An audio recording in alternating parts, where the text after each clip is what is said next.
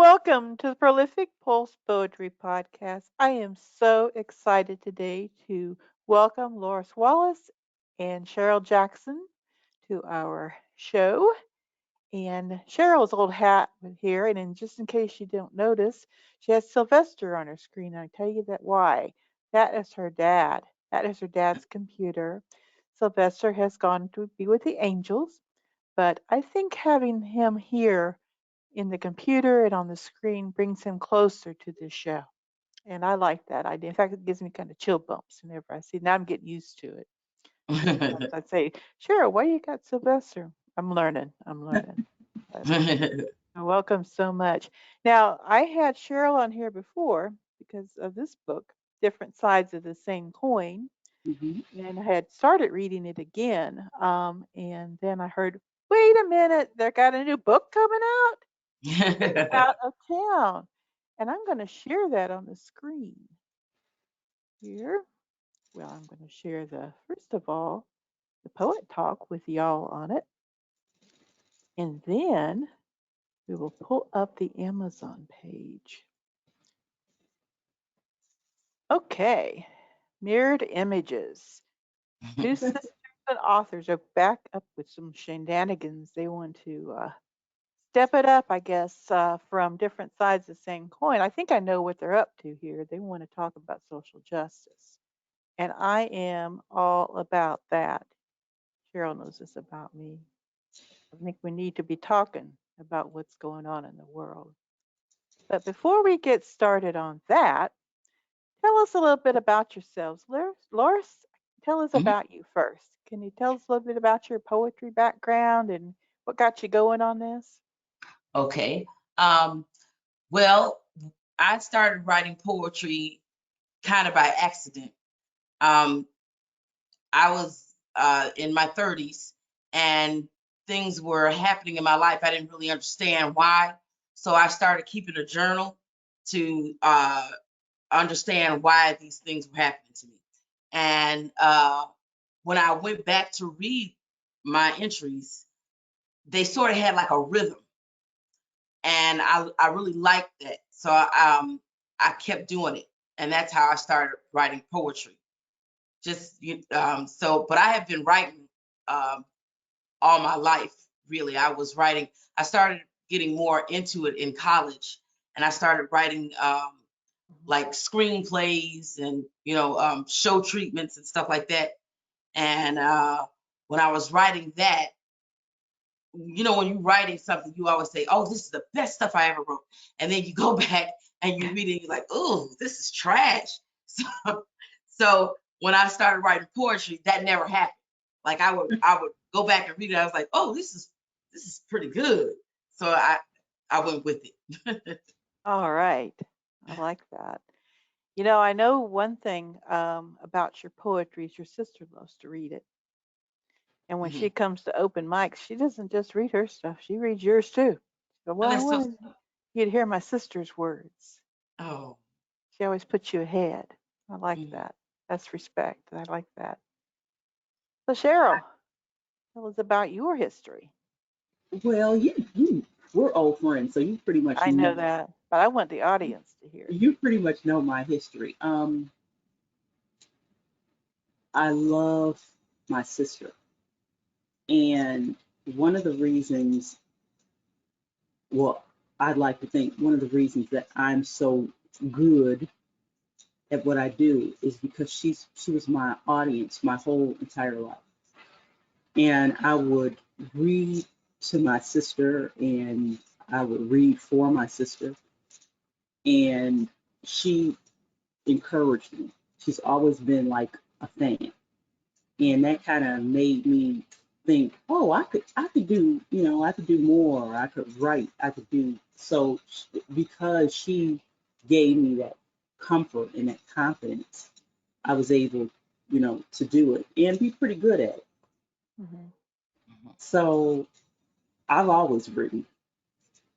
Yeah, it was a given. I love to read, and the next progression was to write. And because I had my audience of one, which was my sister, um, I've always done it. You know, um, this was a little bit different in that my dad he wanted to see our writing in one place in his lifetime. So we were able to kind of come together, Mm-hmm. and it went so well, we came back together for book two. And this is a big book too. Wow. It is. With It's a the little. It's a little. Sorry, Lisa. It's a little bigger than I intended, and I'm very bullheaded because my sister was saying you don't put all of those poems in one book, but I would not listen because you listen to your own inner voice, and I mm-hmm. felt like if I scaled it back, I felt like the story wouldn't be as full, Mm-hmm. and it needed to be full because we had a lot of things coming together at one time, and I didn't want to not. I felt like I was cheating or compromising the story if I would have held back something because every Mm-hmm. piece is intricately woven into the story, the whole of the Right. story. Yeah. No, you and your sister remind me of my sister and myself. Now, my sister's gone to be with the angels, but she and I both wrote poetry, and I used to have a different poetry website, and she would post on there. And one of the most heartfelt stories is about when her son was killed in an accident. Oh no. And she wrote a poem about what happened in a way that showed her faith and her belief that he was going on and being had been comforted and going on, and still gives me chill bumps. But that the way that she turned to poetry Mm-hmm. in that time of crisis says something about the importance of expressing in poetry. Yes. And but she was probably one of my biggest cheerleaders and fans. So I can certainly relate to that whole sister relationship and the value of that, and how important it is. So I'm just always makes me feel good to to know that you all have that kind of relationship, and you don't hear about it too often. So you got to Yeah. cherish those that you hear about. The biggest compliment that my sister, and I don't call her my little sister anymore because she's the woman that I want to be. She's the woman that I'd like to think I am, Hmm. but she is bigger than life, and so much of her reminds me of my dad. Hmm. And they didn't always get along. They got along as he was leaving, Yeah. both of them. And so she didn't always get the best of him. Hmm. We didn't always get the best of him.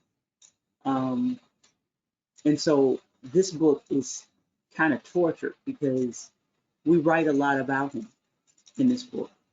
But I felt like we needed to kind of bridge those stories so that people Hmm. could understand and see us and why and how it is that we are the way we are.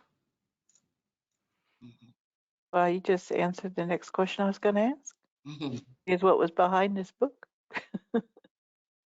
Is there He's anything you want to add to that, Loris? Uh, it's this book was written during the pandemic when we Mhm, were all on lockdown. So there was a lot of things that we were seeing, and this book is sort of like written in real time. We're responding to what we are experiencing.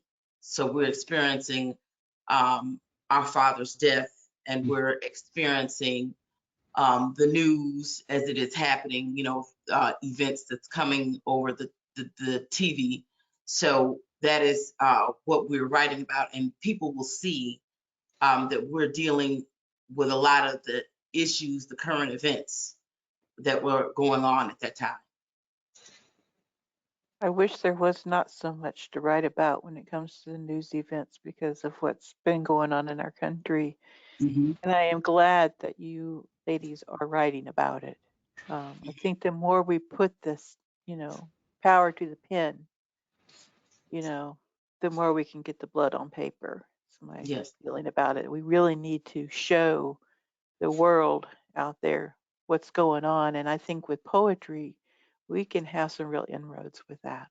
Yeah. I think people will listen to poetry, they listen to song lyrics, they get picked up by that. Mhm. It inspires, it invigorates, it fires things up, and we need some firing up. I really believe in that. I Mm-hmm. really do. I was just reading something the other day that shocked me, and it made me rethink about the way that, I speak in reference to things. And one of the things that I read was that white people took away the word woke from black people. Have you all heard about that? Are you familiar A- with that? Absolutely. Yes. Yeah. That Took Absolutely. away the word when we what? talk about the word woke, I mean, we're using that word woke now. Are you woke? Oh yeah. And use Mm-hmm. it in reference, white people woke to, and Right. Right. other races Right. awoke to what's going on to the world. But Mm-hmm. it had a whole different meaning before all of this Mm-hmm. vocabulary got changed. Could you Right. speak to that? Because I thought that was just, wow, opened my eyes. I didn't know. You want to take that and talk to Lisa about that? Well, when we use the term woke, Mm-hmm. Hmm. um, it is referring to us as a people knowing who we are, where we came from, and what our responsibilities are. That is what we use the term as. Mm-hmm. Hmm. Um, I think that the media has taken on that word, Mm-hmm. uh, you know, in many ways, how the media has taken on to certain words that's used in the rap music, whatever. Really don't understand um, why we say it. So they're using it in a term where they're saying, um, are, are you in tune to this? Hmm. Are you aware of this that is going on? But we use it to tell each other, wake up, Hmm. realize who you are, Mm-hmm. what you need to be doing. Mm-hmm. That's why we use the word woke. Hmm. Are you woke, or we'll say wake up. Um, it's an old term too. I actually, the first time I remember hearing it was in college. We would say that quite a bit. You Hmm. know, we would tell each other, are you woke? You know, and we Mm-hmm. we instantly knew what that meant. And then it was popularized in Spike Lee's movie. That musical movie. Um, School what? days. Yes, School Days. Hmm. At the end of the movie, he says at the very end, he tells people to wake up, meaning take on the responsibility, find out who you are, what you're supposed to be doing, and get busy. That's Hmm. being woke. Mm-hmm. Getting busy about the business of finding out what you need to be doing Hmm. and Woke, telling woke, it to go ahead, woke, sure. woke implies a certain amount of consciousness and a Exactly. level of awareness. Hmm. Right. And once you have consciousness and the level of awareness, that then elicits action, Hmm. Right. as in you're going to make some actionable, you know, Hmm. you're going to be responsive in a way that shows action that you are conscious. Right. Right. And Yeah. so that is a whole history behind woke and how really just like my sister just eloquently Mm-hmm. told you, this is not a new term. Spike Right. Right. Lee school days in the it was it 90s, Lars? Right. Early 90s. Right. Yeah. Thank you for explaining that, because I think people need to know, about the changes in words and what they really mean, Hmm. Hmm. and show the respect for that. I know now, so now I guess I'm more aware, and it'll help me. as I write things, to be a little more cautious about the words that I use. Yeah, I think it's very important. Well, speaking of words, who's going to read us some poetry today? Who I'm, wants I'm, to go first? I'm going to yield the floor to my sister. Okay. Okay. Well, like I said, we wrote a lot of this during the pandemic and what was happening. And but a lot of people ask us why we write, and this poem here sort of expresses why we write. It says, have all the truths been told? Have all the words of the struggle been written? Martin has been to the mountaintop. Langston told us what happens when a dream is deferred. Have all the relevant words been written? Ralph made us see the invisible man. The phenomenal Maya told us why the caged bird sings. As we ego tripped with Nikki, our eyes were watching God with Zora, and we took James by the hand to go tell it on the mountain. What could I possibly add to a story that's already been told? From Moses and Malachi to Matthew and the revelation of John, our story has already been told. What more important words can be written than those that give eternal life? I am a sponge soaking up the knowledge which has already been put on paper. I am a student learning from the masters, and I am blessed to pick up a pen to continue the tradition. For as long as we live and we struggle for what should be ours, we must continue to give a voice to the voiceless. Lyris, I love that. I Thank love you. it too. That is great. That is great. We got to keep using our words, don't we? Right. That was a good spin-off from that. What we Thank, were talking about. That's a great poem. I love it. Thank you. thank you. Sure. Are you going to give us She's one? That's a tough act to follow. I'm gonna switch it up because I'm always doing the social justice stuff, but I'm gonna just kind of have a little bit more uh, lighter topic today. This one is called Unrestricted Boundaries. Who is this person I hardly recognize, smiling all the time for no apparent reason, singing along to unnamed love songs on the radio, taking a little extra time to make certain my look is totally fly and precisely on point. A ringing phone, an elevated heartbeat. Here it goes again, that uncontrollable smile. Hello, I'm great. And how are you today? An even bigger reason to smile. Exchanging idle chit chat as the conversation flows smoothly. You hang up. No, you hang up first. Can it be that you like me too? An elevated heartbeat makes its second appearance. I could speak with you for hours. This is the best part of our beginning. No awareness of time or space. Remembering the start of us. An unanticipated blush and sudden hush, still unaware of minutes disappearing into untraceable hours.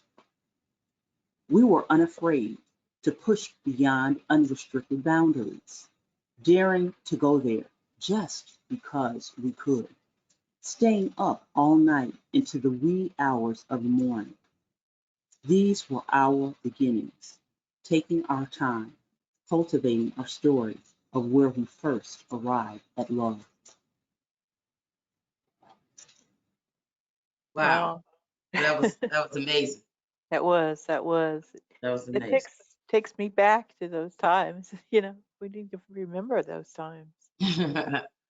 People have been in a long-term relationships. It's like, oh yeah, I think there was something way back then, wasn't there? I'm usually always so serious and so in with the social justice stuff. I kind of wanted to just lighten it up a bit so that people won't start to think that I'm just kind of a one-trick pony. So that's kind of why I wanted to read something lighter today. I appreciate it. That's really nice. So, Lyris, it's your hit now. Okay.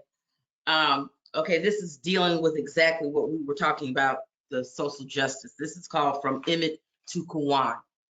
Okay. It says, my soul is vexed. My spirit is disquieted within me. I have shed tears for so long. I can no longer bring them forth. I am in lamentation over our sons. From Emmett to Quan. From the depths of my heart, I cry out, Lord, not another one. Not another child who fell victim to this oppressor's hatred. They have taken our joy and once again turned it to sorrow. Our soul cries out, how long, dear God, how long? We are weary with our own discontent, and yet we cannot see from whence cometh our help. We cry, Lord, Lord, yet we are unwilling to see who we are and the mission you have set before us. How long will we travail and our children die before our eyes? How long will they pay the debt they have not made? We have made promises we have not kept. We have played, I'm sorry, we have played I'm sorry. We have pledged obedience, but have given rebellion. We have pledged loyalty, but have sought after those who continue to do us harm. Oh, if we would seek the bridegroom once again, if we would call upon him while he is yet near. Let our voices, lift our voices in sorrow and beg for forgiveness and deliverance. He would take us back to the place which we so carelessly forsaken, a place where our children can dance in the street safely, sing the songs of Jubilee, knowing that they are indeed safe and at home. But we have stumbled far from our place of safety. We can no longer see those peaceful shores. Oh Lord, look upon us look upon us, O Father of grace. See our calamity we have made. Take our cause once again, for we are wretched and almost without hope. Recompense the evil that our enemy has put upon us and repay it twofold. Let them know they have killed your precious ones. Return us to our God once again and give us the peace we so recklessly rejected. Oh, that's wow. I don't even know what to say. It took my breath away. Beautiful, beautiful, painful, and Mm-hmm. prolific.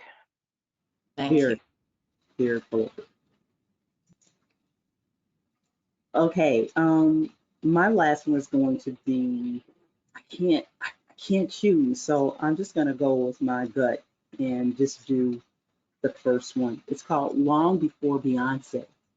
Black was beautiful.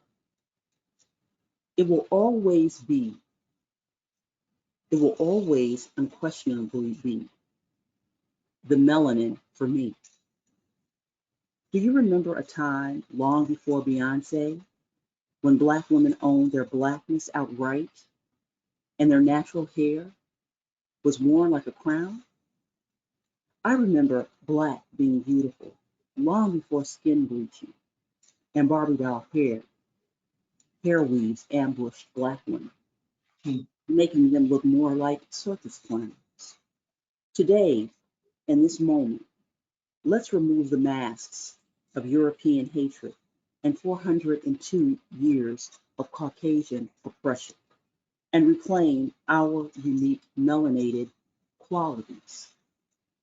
Time for Black folks to celebrate our Blackness and end all the self-hatred furthering Black annihilation.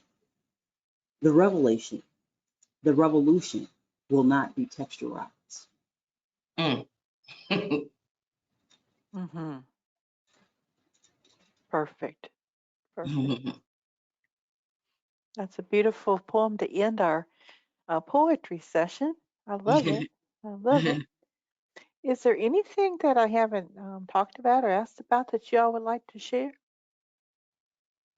We have coming out, and the dates are to be determined because just because we're writing it out now. But we are moving away from our first love, which is poetry, our first two books, and we are moving now into a family melodrama, a fictional, non-fictional melodrama for a family. And we're our third work, and we're coming together for that. So we'll see how that goes. So is this going to be like playwriting or It's not going to be playwriting. It is going to be a fictional family drama. It's just okay. a novel. It's going to be a novel. It's a novel. Okay. And you're going to do it together? Yes. Oh, wow. I look forward to that. Oh my goodness. Chill bumps again. God, that's great. Sure you don't want to shop it to Shonda Rhimes, you know, Grey's Anatomy's starting to kind of get to the end of their time. I'm gonna try to do a treatment and see what happens. That would be great. That would be great. Oh, I would love that. I'm gonna miss my show. I think they have one more season and then that's it, and I'm addicted to that show. But Yeah, it's been Maggie on got for what, married. 20? It's Oh been on for wow. 20 years. Yeah, we've seen Meredith go really gray. So Yeah. uh-huh. but yeah, I was so happy Maggie got married. So, and but they had a show about her fiance and a couple of episodes. Y'all watch Grey's Anatomy? I'm talking I, like I watched Grey's y'all watch Anatomy. it. I watched Grey's Anatomy. They And he did more shows than I thought. McDreamy when he came back, uh-huh. I wasn't expecting him to be on that many shows. He Mm-mm. did a lot of shows. Yeah. Actually, this season was about him and her, Yeah. as she was in her coma, Mhm. or whatever it was she was Yeah, in. yeah, whatever that was. Now they had a episode a couple of episodes ago where Maggie's fiance, and I can't think of the character's name, but he was pulled over, and all that she went through not knowing what was going on and losing connection with him, and Uh-huh. basically it was about, how the police, retaliating a fear of what might have happened to him. Right. Of course, he made it through it, and everything came back okay. But I thought they did a really good job of showing what it's like on the other side and not knowing what's going on. hmm And I thought that was just brilliant the way they covered it. But I think they do a lot of things that are really brilliant in that show. Yeah, They I touch see a where they're lot. getting. They're doing a lot of that, like bringing social issues Hmm. into that show where Yeah. they never really did that before. Mm-mm. They really have hit hard with it. It's gone from kind of being it's more romancy kind of stuff to Right. really hitting the points. And every time they have a show, they address something. hmm Um, so I think actually it's going to be at its best when it gets too ready to end. So I don't know. I didn't used to watch it when it first started, but it's got me, I'm like right in it. So between hmm that, and This Is Us, I'm addicted to those two shows.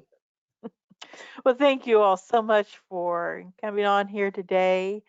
And I want to invite you too. We have open mics from time to time. So I'd love for y'all to come and be in the open mics. And Oh, that'd be great.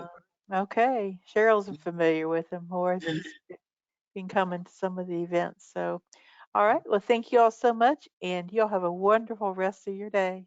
Oh, you too. Thank you so much. Thank you. Bye bye, Lisa. Bye bye. Bye bye. Bye bye.